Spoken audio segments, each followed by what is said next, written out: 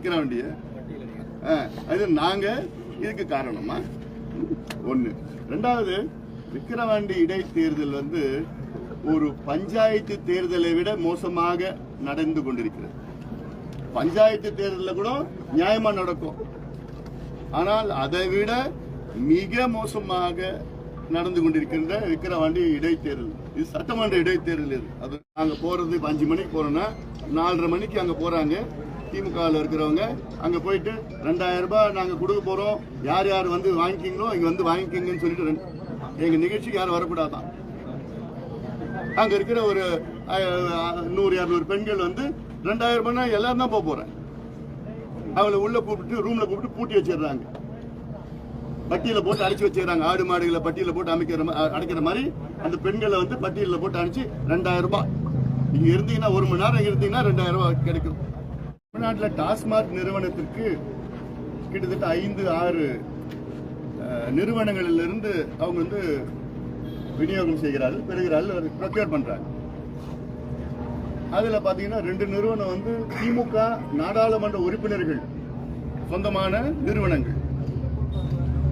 அப்போ நீ ஒரு திமுக, அதாவது டாஸ்மாக் என்று தமிழக அரசு துறை சார்ந்தது. டாஸ்மார்க்கு திமுகவின் பொருளாளர் மரியாதைக்குரிய திரு TR பாலு அவர்கள், அவரை சார்ந்த நிறுவனம் 20% டாஸ்மார்க்கு சப்ளை பண்ணிட்டு இருக்கு. திரு ஜெகத் ரட்சகன் கொள்கை பரப்பு செயலாளர் நாடாளுமன்ற உறுப்பினர், அவரை சார்ந்த நிறுவனம் 20% டாஸ்மார்க்கு சப்ளை பண்ணிட்டு இருக்கு.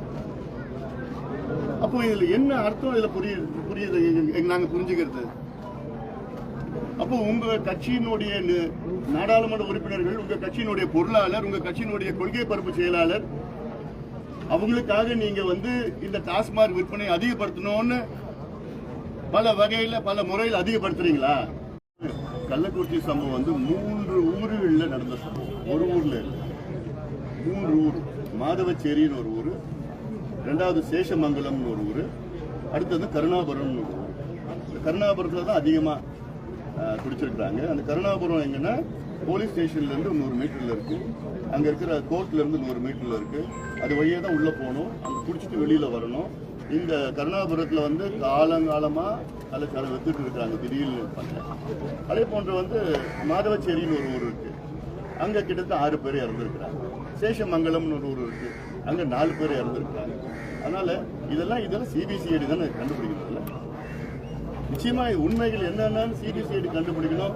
அப்புறம் நீங்க 1 மேன் கமிஷன் போட்டிருக்கீங்க, நீதியரசர் ஓய்வு பெற்றவர், அவர்களெல்லாம் கண்டுபிடிச்சு சொல்லி அதுக்குதான் நாங்க இது சிபிஐ வந்தா இது எங்க இருந்து வந்தது, இது உண்மை இல்ல வந்து ஏதாவது ஒன்று பிரச்சனை இருக்கா, எல்லாமே கண்டுபிடிக்கணும். கருணாபுரத்துல வந்து ஒரு சமுதாயம் இறந்திருக்கு, மாதவச்சேரியில வேற சமுதாயம் இறந்திருக்கு, சேஷமங்கலத்துல வேற சமுதாயம் இறந்திருக்கு. அதனால இதெல்லாம் அப்படி ஏதாவது ஒரு சூழ்ச்சி இருக்குதான்னு வெளியில வரணும். அதுதான் சிபிஐ என்கொயரி பண்ணணும். நெல்லை, கோவை மேயர்கள் திடீர் ராஜினாமா பண்ணியிருக்காங்க, மேலும் சில மேயர்கள் ராஜினாமா பண்ண திட்டம். இதுதான் திமுக அரசு நிர்வாகத்தினுடைய அழகு. இங்க நிர்வாகமா நடக்குது. முதலமைச்சர் சுத்தி ஒரு 4 அமைச்சர்கள் இருக்காங்க. அந்த அமைச்சர்களா நான் பார்க்கல, அவங்க வந்து வணிகர்கள், வியாபாரிகள். அந்த துறையை அந்த பதவியை வச்சுட்டு வியாபாரம் பண்ணிட்டு இருக்காங்க, வியாபாரம் பண்ணிட்டு இருக்காங்க, வணிகம் பண்ணிட்டு காசு சம்பாரிச்சுட்டு கொள்ளடிச்சுக்கிட்டு இருக்கிறாங்க. தமிழக மக்கள், குறிப்பாக திமுக அரசு வந்து மக்களை பற்றி கவலை இல்லாமல், இளைஞர்களை பற்றி கவலை இல்லாமல், இளைஞருடைய நலன்களை பற்றி, குடும்பங்களை பற்றி, பெண்களை பற்றி, தமிழ்நாட்டின் முன்னேற்றத்தை பற்றி எந்த ஒரு அக்கறை இல்லாமல் மதுவை திணிக்க வேண்டும் என்ற நோக்கத்திலே அதில் வருகின்ற வருமானம் வைத்து அரசை நடத்த வேண்டும், நலத்திட்டங்களை கொடுக்க வேண்டும் என்ற நோக்கத்திலே தான் நிர்வாகம் செய்து கொண்டிருக்கிறது. இது என்னை பொறுத்த வரைக்கும் இது நிர்வாகமாக நான் பார்க்கல. கொடுக்கணும்னு ஒரு அரசு இருக்கிறதுனா அப்போ நிர்வாக திறமை இல்லாத ஒரு அரசு. இந்தியாவில் மற்ற மாநிலங்களில் வந்து மது வச்சுட்டு தான் அவங்க வந்து நிர்வாகம் பண்றாங்களா? இன்னொன்னு நான் சொல்றேன், இப்ப இதுல வந்து மது வணிகத்துல வந்து கான்ஃபிளிக்ட் ஆஃப் இன்ட்ரெஸ்ட் வருது. கான்ஃபிளிக்ட் ஆஃப் இன்ட்ரெஸ்ட்னா தமிழ்நாட்டில் டாஸ்மாக் நிறுவனத்திற்கு கிட்டத்தட்ட 5-6 நிறுவனங்களிலிருந்து அவங்க வந்து விநியோகம் செய்கிறார்கள், பெறுகிறார்கள், ப்ரொக்யூர் பண்றாங்க. அதுல பாத்தீங்கன்னா 2 நிறுவனம் வந்து திமுக நாடாளுமன்ற உறுப்பினர்கள் சொந்தமான நிறுவனங்கள். அப்போ நீ ஒரு திமுக, அதாவது டாஸ்மாக் என்று தமிழக அரசு துறை சார்ந்தது. டாஸ்மார்க்கு திமுகவின் பொருளாளர் மரியாதைக்குரிய திரு TR பாலு அவர்கள், அவரை சார்ந்த நிறுவனம் 20% டாஸ்மார்க்கு சப்ளை பண்ணிட்டு இருக்கு. திரு ஜெகத் ரட்சகன் கொள்கை பரப்பு செயலாளர் நாடாளுமன்ற உறுப்பினர், அவரை சார்ந்த நிறுவனம் 20% டாஸ்மார்க் சப்ளை பண்ணிட்டு இருக்கு. அப்போ இதுல என்ன அர்த்தம்? இதுல புரியுது நாங்க புரிஞ்சுக்கிறது. அப்போ உங்க கட்சியினுடைய நாடாளுமன்ற உறுப்பினர்கள், உங்க கட்சியினுடைய பொருளாளர், உங்க கட்சியினுடைய கொள்கை பரப்பு செயலாளர், அவங்களுக்காக நீங்க வந்து இந்த டாஸ்மார்க் விற்பனை அதிகப்படுத்தணும்னு பல வகையில பல முறையில் அதிகப்படுத்துறீங்களா?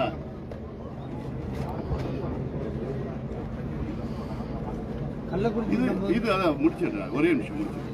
அதனால இது ஏற்றுக்கொள்ள முடியாது. நாங்க அந்த 100 மில்லியில விற்கிறோம், பிளாஸ்டிக்ல விற்கிறோம், எந்த விற்கிறோம், அல்லது வந்து வாழை இதுல விற்கிறோம், எதுலயும் விற்க வேண்டாங்க. போதும், படிப்படியா குறைங்க. மது விலக்கை ஒரே நாள் அமல்படுத்த முடியலன்னா படிப்படியா குறைங்க, கடையை குறைங்க. முதல்ல இந்த பாரை மூடுங்க. இந்த பார் இருக்கிறது வந்து சட்டத்திற்கு புறம்பா இந்த பார் நடத்திட்டு இருக்கிறாங்க. இந்த பார் யார் நடத்துறா? ஒட்டு மொத்தமா திமுக நடத்திட்டு இருக்காங்க. அதனால இது ஏற்றுக்கொள்ள முடியாது. எவ்வளவு நாளும் நாங்க கடுமையான போராட்டம் நடத்துவோம். கள்ளச்சாராயம், இப்ப நான் கேட்கிறேன், கள்ளச்சாராயம் விற்கக்கூடாது சொல்லிட்டு அதற்கு இப்ப சமீபத்தில் சட்டமன்றத்தில் சட்டம் கொண்டு வந்தீங்க, கடுமையான சட்டம் கொண்டு வந்தீங்க. கள்ளச்சாராயம் யாராவது வித்தாங்கன்னா ஆயுள் தண்டனை கொடுப்போம், 10 லட்சம் அபராதம் கொடுப்போம், பல தண்டனைகள்லாம் சொல்லியிருந்தீங்க. அப்போ உங்க சட்டத்து மேல உங்களுக்கு நம்பிக்கை இல்லையா? ஒரு பக்கம் கள்ளச்சாராயத்தை தடுக்கிறதுக்கு சட்டம் கடுமையா கொண்டு வரீங்க, மற்றொரு பக்கம் மறுபடியும் நீங்க சொல்றது கள்ளச்சாராயம் குறைக்கணும்னா நாங்க வந்து அளவை குறைச்சி நான் விற்கணும், டெட்ரா பேக்ல விற்கணும் அப்படின்னு சொல்றது வந்து ஏற்றுக்கொள்ள முடியாது. அப்போ நீங்க ஏத்துக்குங்க, எங்களால கள்ளச்சாராயத்தை ஒழிக்க முடியாது, இந்த அரசு, இந்த திமுக அரசால கள்ளச்சாராயத்தை ஒழிக்க முடியாது, ஏத்துக்குங்க. அப்ப நீங்க சட்டம் கொண்டு வந்தா சட்டத்தை மதியுங்க, சட்டத்துல அது கட்டுப்படுத்துங்க கள்ளச்சாராயத்தை. எங்ககிட்ட நான் சொல்றேன், எங்ககிட்ட 1 மாசம் ஆட்சியை விடுங்க, ஒரு சொட்டு கள்ளச்சாராயம் தமிழ்நாட்டில் இருக்காது. 1 மாசம் போதும். இது சாதாரணமா நடவடிக்கை எடுக்கக்கூடிய செய்தி. இப்போ நேற்று பாத்தீங்கன்னா விழுப்புரம் மாவட்டத்தில் திருவனைநல்லூர்ல பக்கத்துல டி குமாரமங்கலம் என்ற கிராமத்துல பாத்தீங்கன்னா ஒரு முதியவர் கள்ளச்சாராயம் இறந்திருக்கார். கள்ளச்சாராயத்தை குடிச்சு இறந்திருக்கிறார். 2 பேர் மருத்துவமனையில் அனுமதிக்கப்பட்டிருக்கிறாங்க. 10 நாளுக்கு முன்பு தான் கள்ளக்குறிச்சியில இன்னைக்கு வரைக்கும் 66 பேர் இறந்திருக்கிறாங்க. இன்னும் 16 பேர் மருத்துவமனையில் இருக்கிறாங்க. அப்ப சம்பவம் 10 நாள்ல பக்கத்து மாவட்டம் விழுப்புரத்துல கள்ளச்சாராய சம்பவம் நடக்குதுன்னா அப்போ என்ன முதலமைச்சர் என்ன நிர்வாகம் பண்றாரு? நிர்வாகம் பண்றாரா? அவர் கீழே தானே காவல்துறை வருது. நான் இரும்பு கரம் கொண்டு அடக்குவேன், இதுதானே? இதான் இரும்பு கரமா? அசிங்கமா இருக்குது, அசிங்கமா இருக்கு. நடவடிக்கை எடுங்க. இல்ல நாங்க கேட்கிற கோரிக்கை சிபிஐ என்கொயரி நடத்துங்க. எதுக்கு நீங்க அவங்க கள்ளக்குறிச்சியில இவ்வளவு பேர் இறந்திருக்காங்க, அவங்களை ஏன் காப்பாத்துறீங்க? சிபிசிஐடி என்கொயரின்னு நீங்க பண்றீங்க. சிபிசிஐடி மேல மரியாதை இருக்கு, நம்பிக்கை இல்லை எங்களுக்கு. ஏன்னா இதுல அங்க கள்ளக்குறிச்சி சம்பவத்துல அங்க வந்து உயர் காவல்துறை அதிகாரிகள் இதுல சம்பந்தப்பட்டிருக்கிறாங்க. அதுல வந்து அரசியல்வாதிகள் சம்பந்தப்பட்டிருக்கிறாங்க, பெரிய பொறுப்புல இருக்க அரசியல்வாதி சம்பந்தப்பட்டிருக்கிறாங்க. அப்போ உண்மை வெளிவர கடைசியில விக்கிறவன் காய்ச்சறவன் ஒரு 4 பேர், வைக்கிறவன் ஒரு 10 பேரை உள்ள தூக்கி போட்டு நாங்க முடிஞ்சு போச்சுன்னு சொல்லிட்டு போறீங்க. எப்படி ஒருத்தவங்க வந்து 20 வருஷமா 30 வருஷமா அந்த கள்ளச்சாராயம் அந்த மாவட்டத்துல காய்ச்சிட்டு அவங்களுக்கு உடந்தையா இருந்துகிட்டு அவங்களுக்கு ஆதரவா இருந்த அரசியல்வாதிகள் யார் யாரு எல்லாருக்கும் அந்த மாவட்டத்துல எல்லாருக்கும் தெரியும். முதலமைச்சருக்கு தெரியாதா? இல்ல வேற யாருக்கும் தெரியாதாங்க? அதனால எங்களுக்கு நோக்கம் சிபிஐ என்கொயரி வேணும். ஏன் சிபிஐ? நாங்க வந்து இது அரசியல் பண்ண விரும்பல. சிபிஐ வந்து இது பாண்டிச்சேரியில இருந்து சரக்கு வந்ததா, ஆந்திரால இருந்து வந்ததா, எங்க வந்தது? Interstate issue. ரெண்டாவது போலீஸ் உயர் அதிகாரிகள் சம்பந்தப்பட்டிருக்காங்க, அரசியல்வாதிகள் சம்பந்தப்பட்டிருக்காங்க. அடுத்தது இந்த சம்பவம் நடக்கக்கூடாதுன்னு தடுக்கிறதுக்கு சிபிஐ என்கொயரி வந்தா நியாயமா நடக்கும்னு தான் அந்த ஆதங்கம் தான் எங்களுக்கு இருக்கு. அதனால அதை கொண்டு வாங்க கேள்வியில் இருக்கு.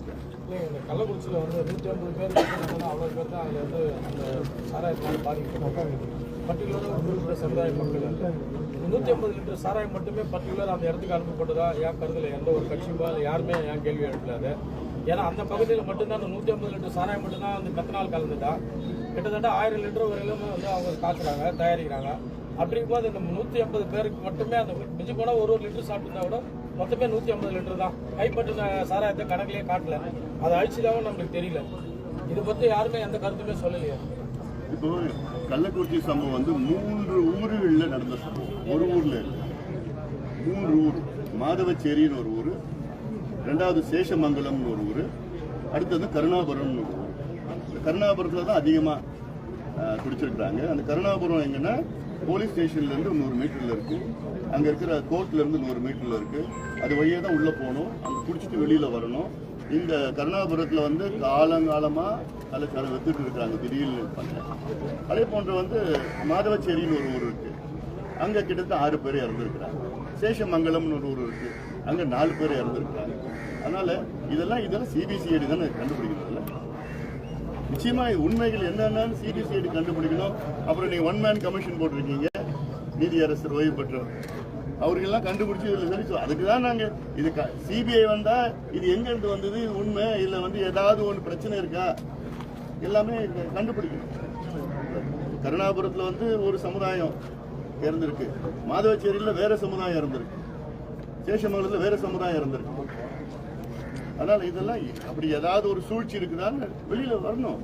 அதுதான் சிபிஐ என்கொயரி வரணும். நெல்லை கோவை மேயர்கள் திடீர் ராஜினாமா பண்ணியிருக்காங்க, மேலும் சில மேயர்கள் ராஜினாமா பண்ண திட்டம். இதுதான் திமுக அரசு நிர்வாகத்தினுடைய அழகு. இங்க நிர்வாகமா நடக்குது. முதலமைச்சர் சுத்தி ஒரு 4 அமைச்சர்கள் இருக்காங்க. அந்த அமைச்சர்களா நான் பார்க்கல, அவங்க வந்து வணிகர்கள், வியாபாரி. அந்த துறையை அந்த பதவியை வச்சுட்டு வியாபாரம் பண்ணிட்டு இருக்காங்க, வியாபாரம் பண்ணிட்டு இருக்காங்க, வணிகம் பண்ணிட்டு காசு சம்பாரிச்சுட்டு கொள்ள அடிச்சுக்கிட்டு இருக்கிறாங்க. நிர்வாகமே இல்லை, நிர்வாகமே ஸ்தம்பித்து இருக்கிறது தமிழ்நாட்டில். எதுவும் கிடையாது. அவங்களுக்கு வேண்டிய இவங்களுக்கு வேண்டிய பிரச்சனை, அது பிரச்சனை எல்லாம் அப்படியே மோசமாக இருக்குது.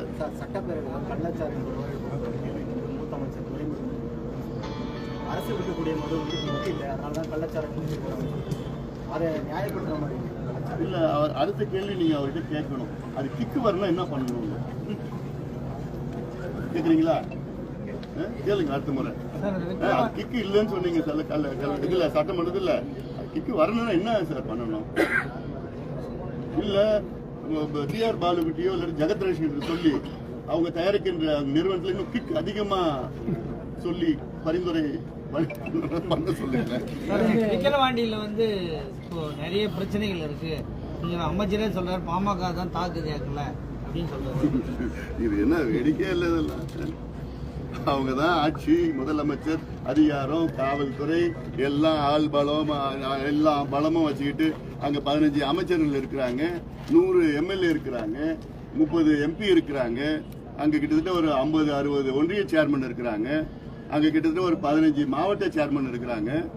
அவங்க ஆள் சுத்தி தமிழ்நாட்டுல இருந்து எல்லாமே தெருவா வீடு வீடா அங்க கேம்ப் அடிச்சுக்கிட்டு தங்குரி ஷெட்ல போட்டுட்டு காலையிலேயே சரக்கு, மத்தியானம் சரக்கு, ராத்திரி சரக்கு, பிரியாணி எல்லாம் கொடுத்துக்கிட்டு காசை கொடுத்துக்கிட்டு அவ்வளோ நாசம் பண்ணிட்டு இருக்கிறாங்க. விற்கிற வேண்டிய அது நாங்க இதுக்கு காரணமா ஒண்ணு.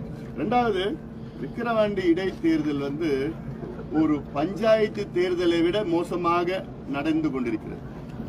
பஞ்சாயத்து தேர்தலில் கூட நியாயமா நடக்கும், ஆனால் அதை விட மிக மோசமாக நடந்து கொண்டிருக்கின்ற விக்கிரவாண்டி இடைத்தேர்தல். இது சட்டமன்ற இடைத்தேர்தல். இது அது அங்க இருக்கின்ற தேர்தல் அதிகாரி அவர் ஆர்டிஓ, அவர் என்ன பண்ணுவாரு? அமைச்சர் போன் பண்ண எஸ் சார் எழுந்து நின்று எஸ் சார் தான் சொல்ல போறாரு. இல்ல அவர் சீட்டு கிழிஞ்சிடும். அமைச்சருக்கு எதிர்த்து யாராவது பேச முடியுமா? இல்ல அந்த தொகுதியில் உள்ள ஆளுங்கட்சியை சார்ந்த அமைச்சர்களோ, முன்னாள் அமைச்சர்களோ, எம்எல்ஏக்களோ, எம்பிக்களோ எதிர்த்து பேச முடியுமா? அவரு இல்ல. ஆபீஸ்ல போனாலே இவர் இல்ல.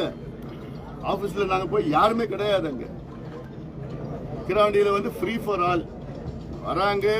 ஆயிரக்கணக்கான திமுக காரங்க எல்லா ஊர்லயும் ஆக்கிரமிப்பு பண்ணிக்கிறாங்க. இப்ப நாங்க ப்ரோக்ராம் போனோம்னா, ஒரு நிகழ்ச்சி நடக்குதுன்னா, நாங்க போறது 5 மணிக்கு போறோம்னா 4:30 மணிக்கு அங்க போறாங்க. திமுகவில் இருக்கிறவங்க அங்க போயிட்டு 2000 ரூபாய் நாங்க கொடுக்க போறோம், யார் யார் வந்து வாங்கிக்கிங்களோ இங்க வந்து வாங்கிக்கிங்கன்னு சொல்லிட்டு எங்க நிகழ்ச்சிக்கு யாரும் வரக்கூடாதான். அங்க இருக்கிற ஒரு 100-200 பெண்கள் வந்து 2000 ரூபாய் எல்லாரும் தான் போறேன். அவளை உள்ள கூப்பிட்டு ரூம்ல கூப்பிட்டு பூட்டி வச்சிடுறாங்க. பட்டியல போட்டு அடிச்சு வச்சிடறாங்க. ஆடு மாடுகளை பட்டியல போட்டு அடைக்கிற மாதிரி அந்த பெண்களை வந்து பட்டியல போட்டு அடிச்சு 2000 ரூபாய். இங்க இருந்தீங்கன்னா 1 மணி நேரம் இருந்தீங்கன்னா 2000 ரூபாய் கிடைக்கும். இதுவா தேர்தல்? இது கேவலமானது. இப்படிதான் ஜெயிக்கணுமா? இன்னொன்னு அடுத்தது எனக்கு பயமா இருக்கு. இந்த பெண்கள்லாம் அவங்கள நம்பி போறானுங்க, அது திமுக நம்பி போறானுங்க. ஐயோ, அது பட்டியல போட்டு அடிச்சு உங்களை என்ன பண்ண போறாங்க எங்களுக்கு தெரியாது. ஏன்னா மோசமானவனுங்க. இப்படி செய்யறவங்க நாளைக்கு என்ன வேணா செய்வாங்க. ஏன் நாளைக்கு என்ன செய்வாங்க? நாளைக்கு திமுக காரங்க பெண்கள் இல்ல, பெண்களுடைய அவங்களுடைய மகள்களை அடிச்சு வச்சுக்கிட்டு, இவர் நீங்க எங்களுக்கு ஓட்டு போட்டாதான் நான் உங்களுக்கு விடுதலை பண்ணுவேன்னு நாளைக்கு மிரட்டுறதுக்கு என்ன ஆயிட போகுது? அடுத்தது கட்டாதான் வரப்போகுது. திருமங்கலத்தை ஆரம்பிச்சீங்க, ஈரோடு ஃபார்முலா, இப்போ விக்கிரவாண்டி ஃபார்முலா. இது ஃபார்முலாவாது? கேவலம், கன்றாவி. ஒரு தேர்தல் அது. அதுக்கு ஒரு அதிகாரி, அதுக்கு ஒரு கலெக்டர், அதுக்கு ஒரு மாநில அதிகாரி. எதுக்கு நடத்துறீங்க? அனௌன்ஸ் பண்ணிட்டு போங்களேன். காசு கொடுத்து வாங்கிட்டாங்கன்னு அனௌன்ஸ் பண்ணிட்டு போங்க. ஆனாலும் இதை மீறி நிச்சயமாக நாங்கள் வெற்றி பெற போகிறோம். மக்கள் தெளிவா இருக்கிறாங்க. நானும் ஒரு ஊரா போயிட்டு இருக்கேன். மக்கள் எல்லாம் தெளிவா இருக்கிறாங்க. மக்கள் இந்த திமுக அரசு மீது பயங்கர மிகுந்த கோபத்தில் இருக்கிறாங்க. எதுவும் பண்ணல. லஞ்சம், ஊழல். தேர்தல் நேரத்தில் போய் அங்கங்க காசு கொடுப்பாரு. வேற என்ன பண்ண போறாரு? இந்த மாவட்டமே வளர்ச்சி கிடையாது. அந்த தொகுதி ஒண்ணுமே வேலை கிடையாது. நந்தன் கால்வாய் திட்டம் 50 வருஷமா கேட்டுட்டு இருக்கோம். ஒரு திட்டம், தண்ணி ஆத்துல போற தண்ணியை திருப்பி விட்டு இந்த பகுதிக்கு ஏரியில வர திட்டம், அது இவங்களால பண்ண முடியலன்னா இவங்களுக்கு எதுக்கு நிர்வாகம் பண்றாங்க? அதனால அங்க விக்கிரவாண்டியில நடக்கிற இடைத்தேர்தல், அது இடைத்தேர்தல். அது நேற்று கூட பாருங்க, புடவை பிடிச்சிருக்காங்க, புடவை துணி எல்லாம் பிடிச்சிருக்கிறாங்க. பிடிச்சி இன்னைக்கு காலையில கொடுத்துட்டு இருக்காங்க. மறுபடியும் விடுவிடா போய் பையா கொடுத்து வீடியோஸ் இருக்கு, எல்லாம் இருக்குது, போய் கொடுக்குறாங்க. இது தேர்தல். சமூக நீதிக்கு எதிரான இருப்பவர்கள் தான் பிஜேபியோட அலைன்ஸ் வைப்பாங்க. காங்கிரஸ் பாட்டாளி மக்கள் கட்சி சமூக நீதி பேசுறாங்க. அதாவது யாருமே எங்களுக்கு சமூக நீதி சம்பந்தமா பாடம் எடுக்கிறாங்க. இன்னைக்கு சமூக நீதிக்கும் திமுகவுக்கும் எந்த சம்பந்தம் கிடையாது. அருமை நண்பர் செல்வ பெருந்தகை அவர்களை நேரடியாக முதலமைச்சர் ஸ்டாலின் அவர்களை சந்தித்து தமிழ்நாட்டில் ஜாதிவாரி மக்கள் தொகை கணக்கெடுப்பு நடத்த வேண்டும் என்று ஒரு கோரிக்கை வைக்க சொல்லணும். ஏன்னா தமிழ்நாட்டில் 69 விழுக்காடு இடஒதுக்கீடுக்கு ஆபத்து வந்திருக்கிறது. இந்தியாவிலேயே தமிழ்நாட்டில் மட்டும்தான் 50 விழுக்காட்டுக்கு மேல் இடஒதுக்கீடு நமக்கு கிடைக்கிறது. 69 விழுக்காடு. அந்த 69 விழுக்காடுனா அது முன்னாள் முதலமைச்சர் ஜெயலலிதா அவர்கள் வந்து 93-94 வந்து 9வது அட்டவணையில் அதை கொண்டு வந்து அதற்கு நமக்கு பாதுகாப்பு. ஆனாலும் சில உச்சநீதிமன்ற நீதிபதிகள் அதை பற்றி கவலைப்படுற மாதிரி எனக்கு தெரியல. இதை எதிர்த்து ஒரு வழக்கு 2007 வந்தது. 2007 வந்த வழக்கில் வந்து 2010 தீர்ப்பு கொடுத்தாங்க. 2010 தீர்ப்பு கொடுத்த உச்சநீதிமன்ற தலைமை நீதிபதி என்ன சொன்னாரு? ஓராண்டிற்குள் நீங்க தமிழ்நாட்டில் கணக்கெடுப்பு நடத்தி 69 விழுக்காட்டை நியாயப்படுத்துங்கள் என்று சொன்னாங்க. அதுக்கப்புறம் ஒண்ணுமே நடக்கல. அதுக்கப்புறம் 2 வழக்குகள் போட்டிருக்கிறார்கள். கடைசி வழக்கு 2021 போட்டிருக்கிறாங்க. அப்போ உச்சநீதிமன்ற நீதிபதி என்ன சொன்னாங்கன்னா, மராத்தா இடஒதுக்கீடு வழக்கு வந்திருக்கு, அதை முடிச்சதுக்கு அப்புறம் நாங்க தமிழ்நாட்டு 69 விழுக்காடு வழக்கை நாங்க எடுத்துப்போம் சொல்லியிருக்கிறாங்க. இப்ப மராத்தா இடஒதுக்கீடு வழக்கு முடிஞ்சிடுச்சு. உச்சநீதிமன்றம் வந்து விடுமுறை வந்து 8ஆம் தேதிக்கு மேல 8ஆம் தேதி விடுமுறை முடியுது. அப்ப முடிச்சதுக்கு அப்புறம் 69 விழுக்காடு இடஒதுக்கீடு வழக்கு எடுக்க போறாங்க. எடுத்தப்ப அவங்க முதல் கேட்கிற கேள்வி என்ன கேள்வி? 69 விழுக்காடு இடஒதுக்கீடு அதுல தரவுகள் இருக்கா, டேட்டா இருக்கான்னு கேட்க போறாங்க. இவங்க டேட்டா இல்லைங்க, பழைய டேட்டா தான் சொல்லுவாங்க. அப்போ அதை ரத்து பண்ண போறாங்க. ரத்து பண்ணா தெரியும் முதலமைச்சர் ஸ்டாலின் அவர்களுக்கு. ஏன்னா அது மட்டும் நடந்தது திமுக ஒரு பஞ்சாயத்து தேர்தல் கூட ஜெயிக்க முடியாது. ஸ்டாலின் அவர் பேர் வந்து கருப்புல எழுதப்படும். சமூக நீதி, தமிழ்நாட்டினுடைய சமூக நீதி வரலாற்றில் முதலமைச்சர் ஸ்டாலின் அவர் பேர் வந்து கருப்புல எழுதப்படும். சமூக நீதி, திமுக சமூக நீதி காலம், கருப்பு காலம் அப்படின்னு. இதெல்லாம் செல்வ பெருந்தகை நண்பர் செல்வ பெருந்தகை அவர்கிட்ட, ஸ்டாலின் அவர்கிட்ட போய் சொல்லுங்க. இது ஏதோ ஒரு வண்டியர் இடஒதுக்கீடுக்கு மட்டும்தான் கிடையாது. தமிழ்நாட்டின் 69 விழுக்காடு இடஒதுக்கீடு மிகப்பெரிய ஆபத்து, கத்தி தொங்கிட்டு இருக்கு. இது தொடர்ந்து சொல்லிட்டு வரும். இது கணக்கெடுப்பு நடத்தணும். ஆனா எங்களுக்கு கடமை, எங்களுக்கு உரிமை இல்லை. என்ன உரிமை? நீங்க மாநில சுயாட்சி, மாநில உரிமை எல்லாம் பறிச்சுக்கிறாங்க.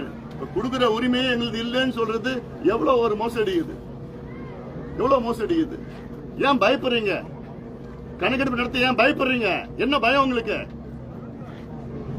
பீகார்ல நடத்தி இருக்கிறாங்கல்ல, பீகார்ல நடத்தி அதை பீகார் உயர்நீதிமன்றம் உறுதி செய்திருக்கிறது, இந்தியா உச்ச நீதிமன்றம் உறுதி செய்திருக்கிறது பீகாருடைய கணக்கெடுப்பை.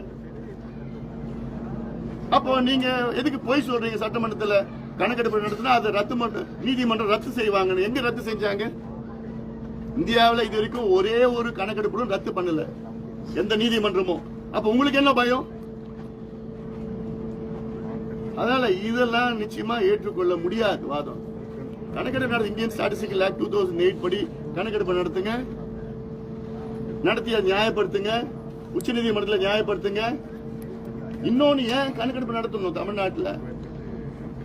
ஏன்னா ஒவ்வொரு சமுதாயம் இப்ப 50-60 ஆண்டுகளாக இடஒதுக்கீடு கிடைக்கிறதுனா, இந்த இடஒதுக்கீட்டால் எந்தெந்த சமுதாயம் வளர்ச்சி பெறல, வளரல, ரொம்ப மோசமா இருக்குன்னு தெரிஞ்சுக்கிறதுக்கு முதலமைச்சர் ஸ்டாலின் அவர்களுக்கு மனசு கிடையாதா? இதுதானே ஒரு நல்ல நிர்வாகம். பறவைகளை கணக்கெடுக்கிறீங்க, மாடுகளை கணக்கெடுக்கிறீங்க, தெருவில் இருக்கிற நாய்களை கணக்கெடுக்கிறீங்க. ஏன் மனுஷால கணக்கெடுக்க முடியாது? உங்களால மனுஷன் எந்த நிலையில இருக்கான்னு கணக்கெடுக்க முடியாதா? அப்போ என்ன வன்மம் இது? அப்ப சமூக நீதி பேசாதீங்க. சமூக நீதி பேசுவதற்கு தகுதி கிடையாது. திமுகவுக்கும் சமூக நீதிக்கும் சம்பந்தம் கிடையாது. சாதாரண ஆந்திராவில் கணக்கெடுப்பு எடுத்துறாங்க, கர்நாடகாவில் முடிச்சுட்டாங்க, தெலுங்கானாவில் எடுக்கிறாங்க, ஒரிசால எடுக்கிறாங்க, ஜார்க்கண்ட்ல எடுக்கிறாங்க, பீகார்ல எடுத்து முடிச்சுட்டாங்க. இவர் கணக்கெடுப்பு நடத்துறதுக்கு மத்திய அரசு தான் எடுக்கணும், மத்திய அரசு தான் எடுக்கணும். ஏன் உங்களுக்கு எடுக்கிறது அதிகாரம் இருக்கு, சட்டம் இருக்கு, அது ஏன் தட்டி கழிக்கிறீங்க? மத்திய அரசு கணக்கெடுப்பு நடத்தினா அது தலை எண்ணிக்கை மட்டும்தான் எடுப்பாங்க. சென்சஸ் படி அல்ல ஜாதிவாரி கணக்கு நடத்தினா ஒவ்வொரு சமுதாயம் எவ்வளவு பேர் இருக்கிறாங்கன்னு மட்டும்தான் வெளியில தகவல் வரும். அது தலை கணக்கெடுப்பு, அவ்வளவுதான். ஆனால் ஒவ்வொரு சமுதாயமும் எந்த நிலையில் இருக்கிறது என்று மாநில அரசு தான் எடுக்க முடியும்.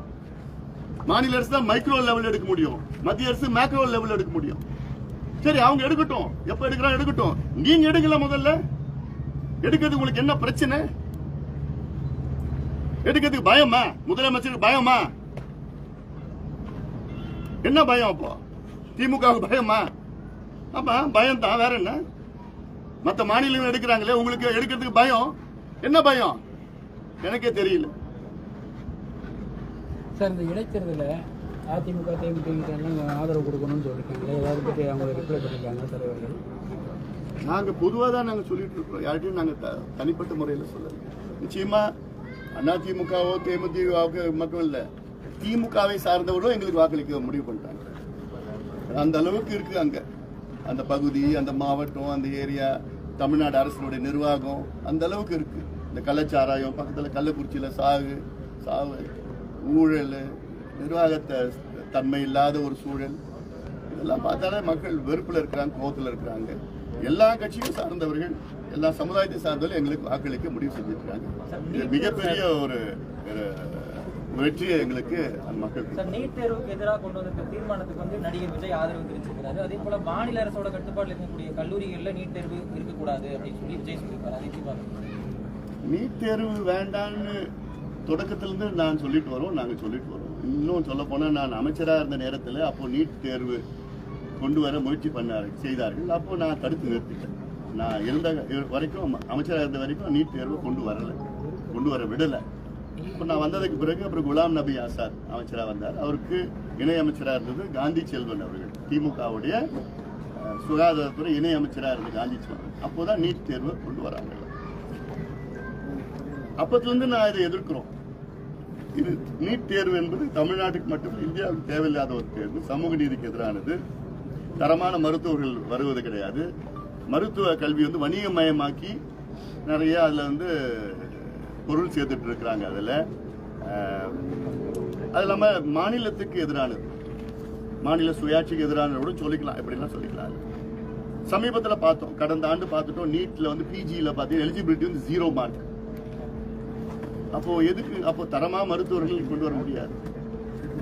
அது இல்லாமல் 110 மதிப்பெண்கள் வாங்குற ஒரு மாணவன் வந்து அதுல வந்து எம்பிபிஎஸ்ல சேர்றான். ஏன்னா அவங்க அப்பா கோடீஸ்வரர். ஒரு வருஷத்துக்கு 28 லட்சம் ரூபாய் ஒயிட்ல கட்டணும், செக்ல கட்டணும். செக் ஒரு எம்பிபிஎஸ்க்கு 110 மார்க் எடுத்த 720 110 மார்க். அதே போல 520 மார்க் எடுத்த ஒரு மாணவன் வந்து சேர முடியல. ஏன்னா அவங்க அப்பா விவசாயி. அந்த பையனுக்கு வந்து government quota in private college, அதில் 5,30,000 ரூபாய் ஃபீஸ் கட்டணும், அது கட்ட முடியல. அப்போ என்ன தரமான மருத்துவர்கள் நீட்ல கொண்டு வருவாங்க? பிளஸ் இது பாத்தீங்கன்னா ஒவ்வொரு மருத்துவக் கல்லூரியும் 28 லட்சத்துலேருந்து 32 லட்சம் வரைக்கும் இல்லை சம்பாதிச்சுட்டு இருக்காங்க. ஃபீஸ் ஒவ்வொரு வருஷமும் ஃபீஸ் 5 வருஷத்துக்கு கிட்டத்தட்ட ஒரு 1.5 கோடி ரூபாய் அதில் ஃபீஸாக வாங்கிடுறாங்க.